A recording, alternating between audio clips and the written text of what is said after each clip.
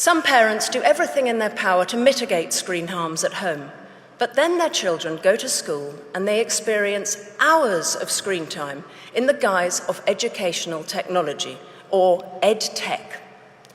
Whether that's in the form of iPads and Alexa voice assistants for nursery school children, learning systems like PowerSchool in primary school, or Google Classroom on secondary school devices, who has proven that this deluge of screen education is what's best for our children?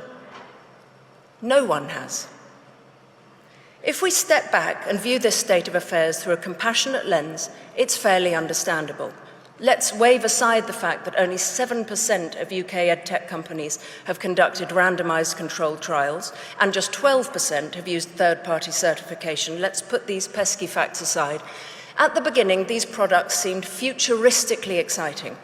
Well-intentioned schools spent fortunes buying and implementing the latest software and trained their teachers in how to use it. And some of the tools, like No More Marking, have been helpful for teachers. But now we have better data on how tech is impacting pupils, so we must press pause and, in many cases, rewind. The Karolinska Institute in Sweden recently published research concluding that there's clear scientific evidence that tools impair rather than enhance learning. Sweden has taken note and been the first country to kick tech out of the classroom, reinvesting in books, paper, and pens.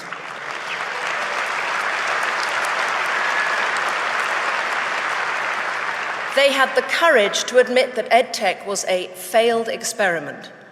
Bill Gates himself said that devices have a lousy record in the classroom. Mark Zuckerberg went to a tech-free school in Boston. Steve Jobs didn't let his own children use iPads. UNESCO says moderation should be the key word relating to classroom tech use. The OECD found that most EdTech has not delivered the academic benefits once promised, and that students who use computers very frequently at school do a lot worse in most learning outcomes. Global test scores in maths, science, and reading are plummeting. I've personally spoken to teachers in British state schools who've acknowledged that classroom tech has hampered the progress of many of their pupils, and the huge boom in tutoring among private school children points to the fact that they're not learning well in school either. So why are we getting so overexcited about EdTech here in Britain? Why are we outsourcing executive function skills to a computer? Why are we allowing exam boards to take every subject online by 2030?